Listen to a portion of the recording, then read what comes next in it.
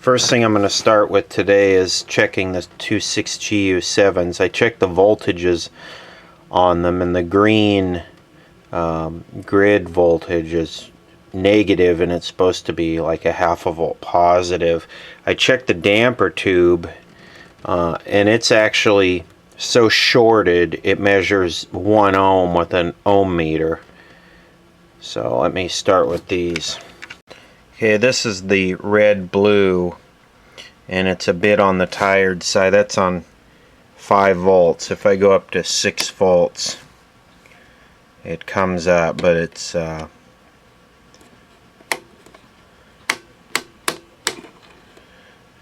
bit on the tired side, but it's definitely not to where it would cause this issue. Okay, this is the green DMOD and horizontal blanker. That's 6 volts, and that's 5 volts. So this one is definitely, and what's weird is this one is a Curtis Mathis branded tube. This one's definitely in good shape. Something else I was looking at here is there's the capacitors that generally go bad are this 0.015, this 0.015, these 3.015s, and what they do is they short. I have probably 2 or 3 other videos that they'll short, they'll destroy the tube, and it'll cause this resistor to overheat and fail. What's interesting, I'm looking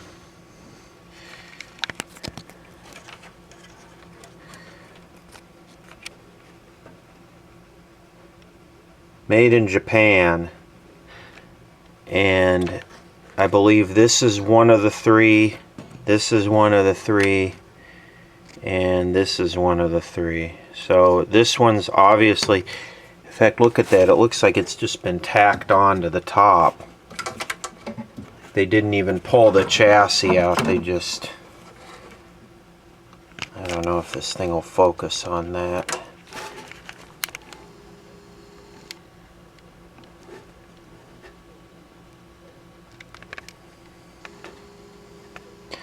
I bet this is open. I've seen a lot of problems with these early, does that say oil on it?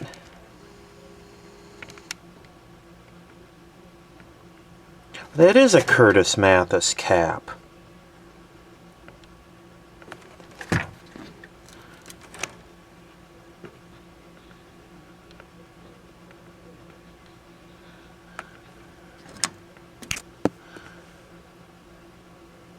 Huh. I bet it's bad.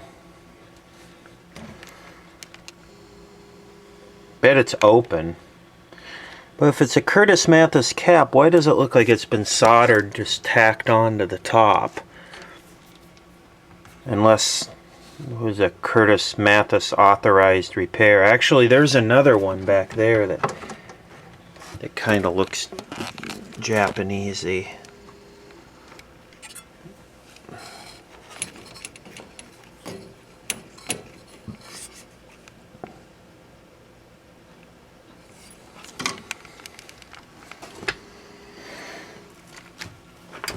Also, there was some mention of this being built by RCA. I kind of don't think so. I think it's a clone with Curtis Mathis sourced parts because, well, what did I see here that made me think that? There was something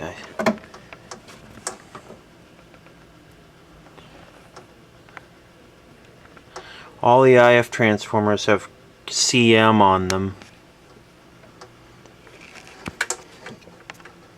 I don't know. I'm sure we'll figure that out as soon as we get a little deeper into it. Also, RCA always had these resistors standing up off the board, and the solder joints always crack on the bottom of those, and I don't see that at all here. None of these parts are, well, We can just go over here to this one. You can see the difference. See how these are standing up off the board? You can see I changed that cap on this set too. And there's the resistor right there.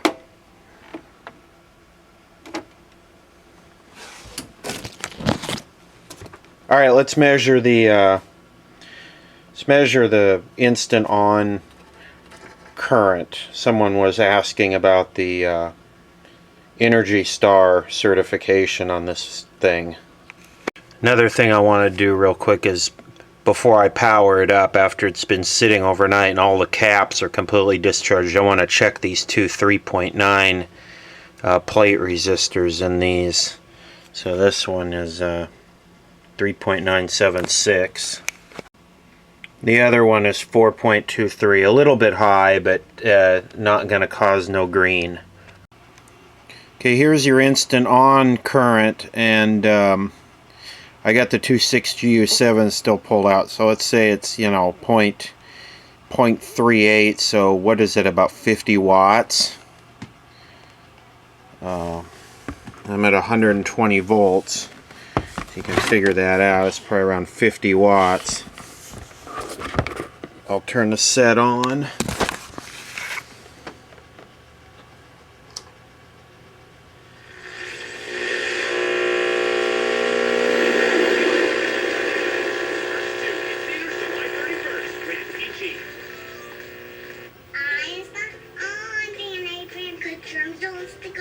Band-Aid brand has quilt vent technology.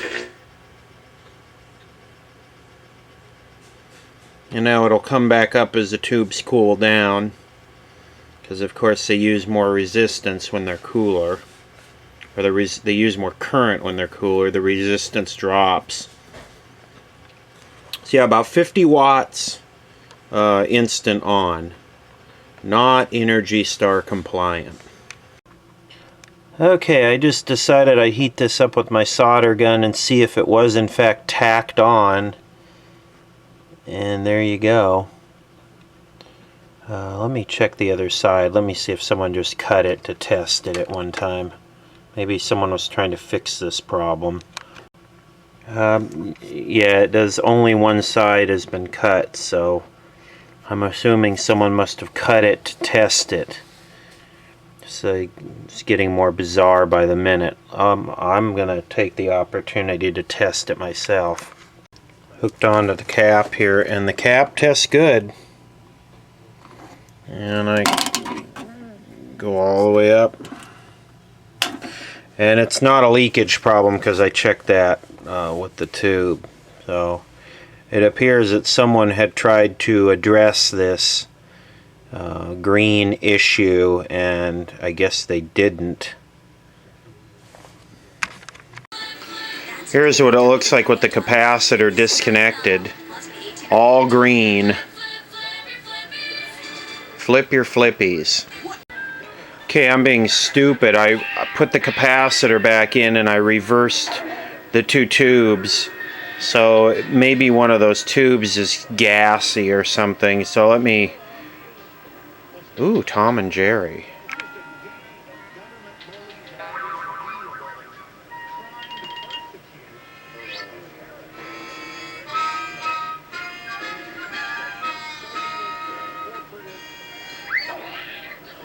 Alright.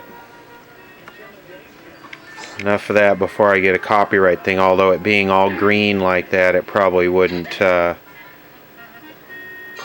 recognize it.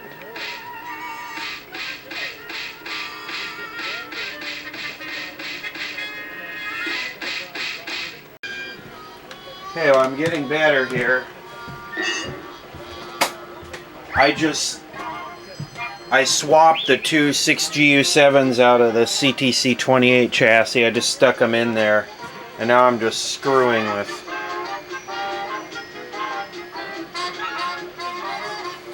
Got some real convergence issues. You really have become a true lion warrior for Chima. Legends of Chima, the show about animals like no one's ever seen before. Let me see. New quilted northern doesn't break apart, see? So this is in the morning. This is a kids show. Why are they trying to sell toilet paper to kids? Brought to you by Subway Fresh Fit for Kids meals. Get up, get going, and get active. It's time to make your move with Cartoon Network and the Move It Movement Tour. Come shoot it, trick it, and kick it with us this summer. Whether you show us your skills on the tour or follow us online, You'll fit right in by getting fit. to find out where the tour will be and how you can make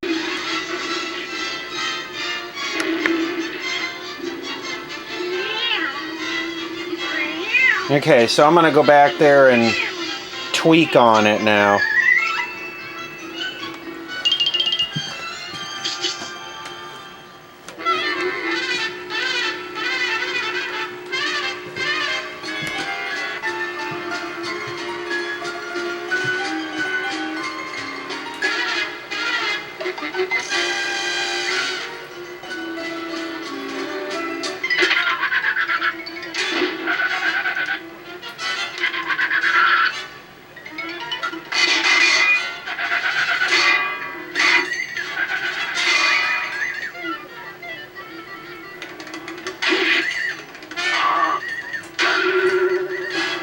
I'm going to manually fine tune it.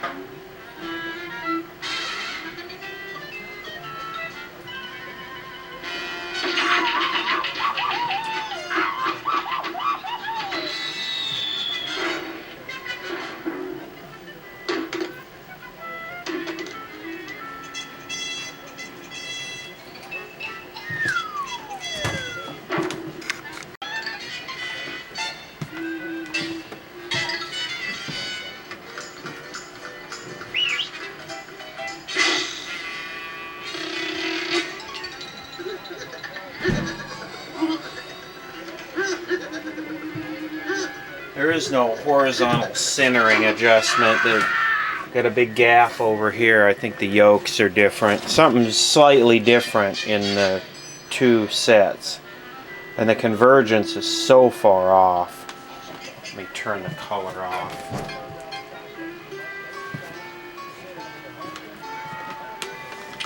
The static convergence is way off between this chassis and the other chassis.